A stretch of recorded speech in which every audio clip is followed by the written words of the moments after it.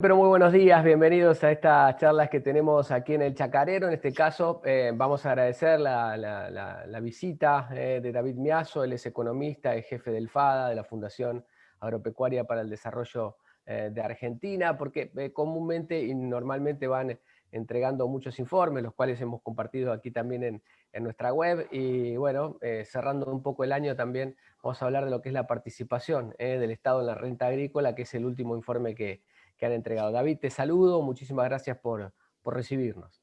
Un gusto estar conversando con ustedes. Bueno, David, a ver, casi 60 mangos de 100 se queda el Estado en la producción agrícola, ¿es así de simple? Exactamente, es así de simple. Este indicador mide cuánto se llevan los impuestos municipales, provinciales y nacionales de lo que es la renta agrícola promedio nacional de los cultivos de soja, maíz, trigo y girasol. Y es Ujú. así de simple como vos dijiste, de cada 100 pesos de renta Sí. que genera uno de estos cultivos, que ¿qué es la renta? Es el valor de la producción Sí, menos todos los costos, esa es tal la cual. renta. De esa Ujú. renta, el 60% se lo llevan los impuestos. O sea, de cada 100 pesos de renta, 60 pesos son los impuestos, donde los impuestos nacionales y en particular los derechos de exportación son los que Ujú. mayor ponderancia, mayor participación en ese 60% tienen.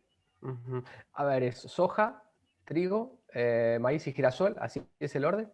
Exactamente, O- 59% es el promedio y después Ujú. tenemos soja con un 64,6, principalmente porque tiene más Sí, derechos de exportación que el resto. tal cual. Después maíz con el 49,7, trigo con el 55 y Ahí va. girasol con el 49. Ese Ajá. 59 termina siendo un promedio ponderado de acuerdo a la participación de la superficie de estos cuatro cultivos. Ujú.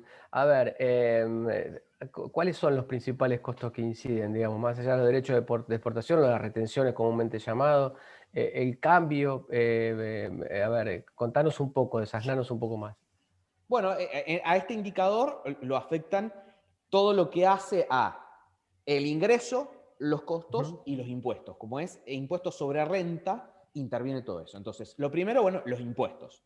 Los Tal cual. impuestos son derechos de exportación, impuestos a los créditos y débitos bancarios, impuestos a las ganancias, impuestos a los sellos, IVA, impuesto inmobiliario rural, Mm. tasas municipales, ingresos brutos. Esos son los principales impuestos. Ahí te nombré desde Ujú. nacionales hasta provinciales y municipales. Eso es el componente de impuestos que, por ejemplo, este año no han tenido movimientos. Claro. Desde la suba de derechos de exportación en marzo a la soja, el resto del año no han tenido movimiento los impuestos. Hay muchos impuestos fijos, o hay parte de impuestos fijos como el inmobiliario rural o las tasas viales, que se definen a principio de año y corren para todo el año. Esos son Ujú. los impuestos. Después tenés lo que es el ingreso, que ahí hemos tenido los principales cambios debido a la importante aumento de precios que hemos tenido, sobre todo en estos últimos 3 a 4 meses, que ha generado que la torta sobre la que se mide la participación del Estado crezca, porque crece Claro. el valor de la producción. Entonces eso ha hecho que la participación del Estado caiga de niveles del 60 y algún puntos que tuvo en marzo, en junio, al actual 59%, que sigue siendo un valor alto, Mucho. pero que bajó por esa razón. Entonces, por los precios hace que el indicador baje y que es la principal razón por la que bajó. Después Ujú. también intervienen los rindes. En este Claro. indicador ya reconocimos o introdujimos en la ecuación menores rindes para el trigo, que ya son un hecho. El estimativo, Y digamos, porque todavía hay exactamente. zonas que no se han hecho. Normalmente utilizamos, para cuando no hay dato cierto, el promedio de 5 años de todos los cultivos, y en este caso, como maíz, como trigo ya es un hecho que tiene menores rindes, ya se le bajó el rinde, aunque todavía no tenemos un dato certero, Tal cual. pero como para que el indicador refleje la realidad del momento. Y también a soja y maíz, la baja fue más leve porque todavía no hay certeza de cuál va a ser la baja, pero ya es segura también una baja de rindes en maíz y soja, entonces también se reconoció eso. Entonces, ese es Ujú. otro ítem que afecta a toda esta ecuación. Y después los costos. A mayores costos, menor renta. Entonces, también hace que la participación del Estado, como una parte importante son derechos de exportación, por ahí no importan los costos. Entonces, cuando la renta cae por aumento de los costos, también crece la participación del Estado en la renta agrícola. En este año los costos no han sido, o sea, no han sido un motivo de suba este año, Claro. porque la estructura agrícola la estructura de costos agrícola tiene un gran porcentaje de costos dolarizados. Los fertilizantes, la semilla, los fitosanitarios, son costos dolarizados, principalmente los insumos. Claro. También los seguros agrícolas, algunos costos de administración, de acuerdo a cómo se maneje, son todos costos dolarizados. Entonces, eso va acompañando el valor del dólar, que también oficial, que también acompaña el valor de la producción. Y este año no crecieron en dólares y de hecho cayeron en términos relativos al producto, porque subieron los precios. Y después lo que son los costos de labores y fletes, que son los únicos dos costos, justo con los costos de estructura especificados, que si bien por ahí suelen tener mucha relación, porque el camión, la maquinaria, siempre está en dólares, pero son los costos más especificados que tienen. Y este año, como el precio del gasoil estuvo bastante retraído y el tipo de cambio fue siguiendo a la inflación o en algunos meses un poquito por encima, también lo que generó es que caiga en participación de la estructura de costos esos dos ítems. A ver, te iba a preguntar por las provincias, pero lo dejo para después porque me quedé pensando en esto último que dijiste. Digo, no subió el gasoil tanto. O sea que si hubiese subido el gasoil, hubiese variado aún más y la participación hubiese sido aún más grande. Exactamente, este año el gasoil estuvo bastante quieto, tanto por la baja del precio del petróleo, que es uno de Claro. de las cuestiones, y una decisión de YPF principalmente, del gobierno, de tratar de mantener los combustibles relativamente quietos. Entonces, por esas dos razones no subió el combustible, que es un insumo clave en la estructura de costos de los contratistas y de los transportistas. Totalmente. Y eso se tradujo en que las tarifas de los contratistas y los transportistas no subieron al ritmo del dólar durante estos últimos 12 meses. Entonces, ayuda a que en la estructura de costos de la producción agrícola se mantengan con una participación menor a la que pueden tener en otros momentos. Por ejemplo, en momentos de atraso cambiario, 2016, 2017, 2014, 2015, realmente el costo del flete, el costo de las labores, era mucho más importante del que es hoy. O Y sea que realmente presionaba. el productor que le prenda una velita, que no suban el combustible, no suban el gasoil porque se va a disparar esto. Me Claro, quiero quedar, me quiero quedar con esto que decías que obviamente hay impuestos provinciales y demás. Hay una provincia que, porque esto es digamos, un promedio, alguna provincia que por ahí pique mucho más alto con los impuestos y haga subir la vara en este sentido.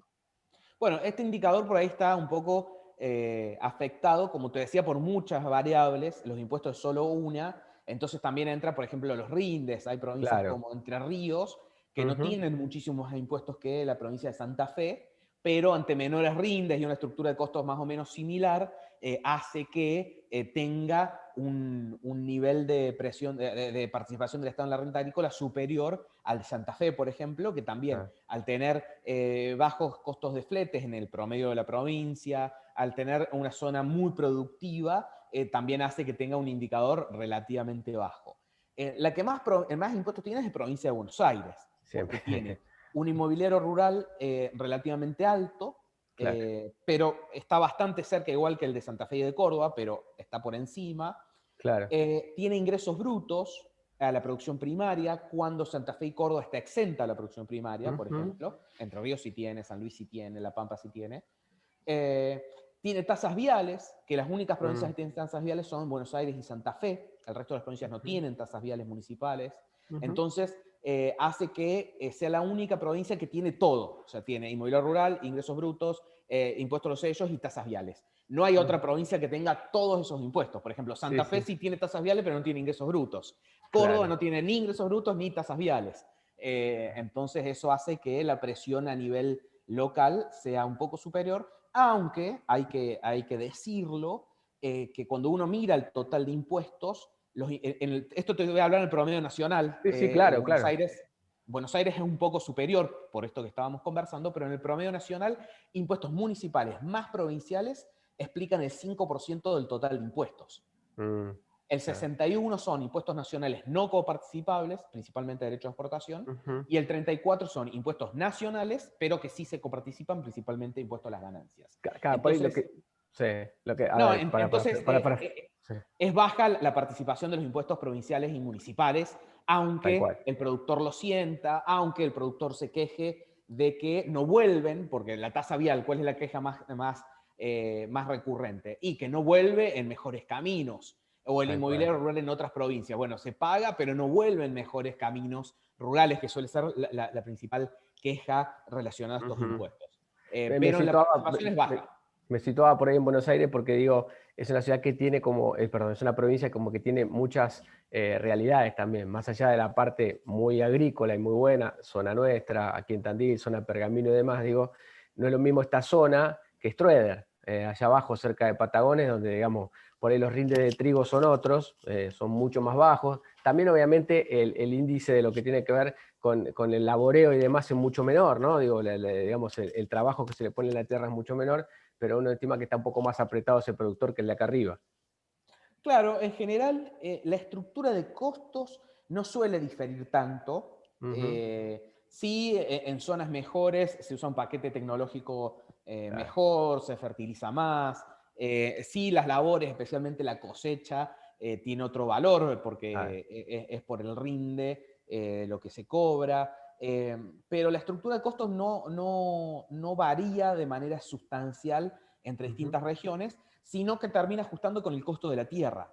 El costo ujú, de la claro. tierra termina siendo la variable de ajuste entre rindes, entre zonas de mejor rinde y zonas de peor, de menor productividad. Lo que ajusta es el valor, el costo de oportunidad de la tierra o el valor de la tierra si es arrendada. Está muy bien. David, a ver, porque el productor lo que está preguntando es cómo bajo esto, o cómo hacemos para bajar esto y que sea un poco menor esta tasa de incidencia, ¿no? Te lo deben preguntar a vos también. Sí, lo principal acá son los derechos de exportación. No hay lugar a Ah, dudas de que ese es el principal tema, porque, a ver, en el caso de soja, es el 33% claro, del precio bruto. sí, Un impuesto a las ganancias, donde una persona física paga el 35%, es el 35% de las ganancias. Es claro, decir, yo tuve 100 de ingresos, tuve 80 de costos, me quedan 20, sobre esos claro. 20 pago impuestos a las ganancias, o sea, sobre 20 pago 35, o sea, pago 7 de impuestos a las Tal ganancias. cual, tal Pero cual. de derecho de exportación pago el 33 sobre los 100, o sea que Claro. pago 33 sobre 100, no 7 sobre 100. Y después de ahí tengo que Entonces, sacar lo que me queda.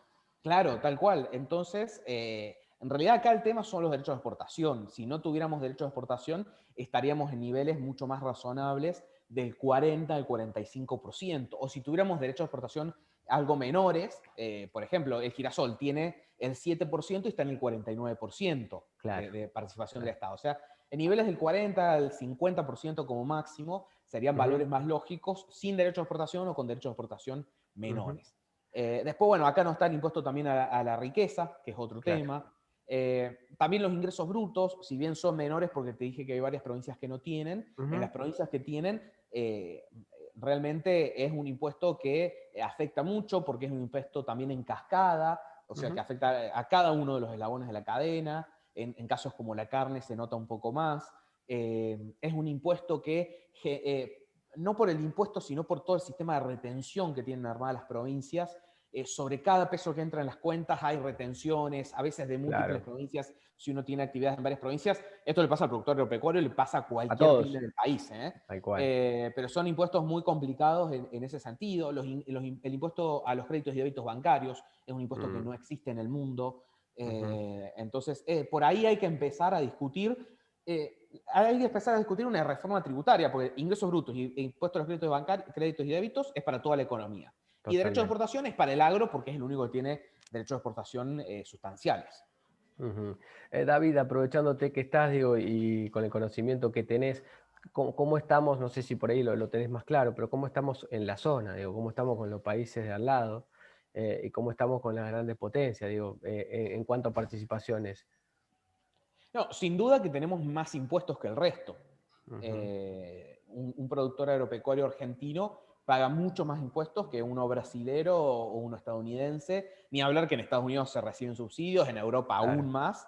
De hecho, la OCDE hace un análisis del apoyo neto al productor y Ujú. Argentina, junto con qué país era, bueno, otro país, pero que apenas tenía un apoyo neto negativo. Argentina tiene un apoyo neto negativo. De hecho, la medición se llama apoyo neto al productor, porque en general en todos los países de la OCDE Apoyan. se apoya.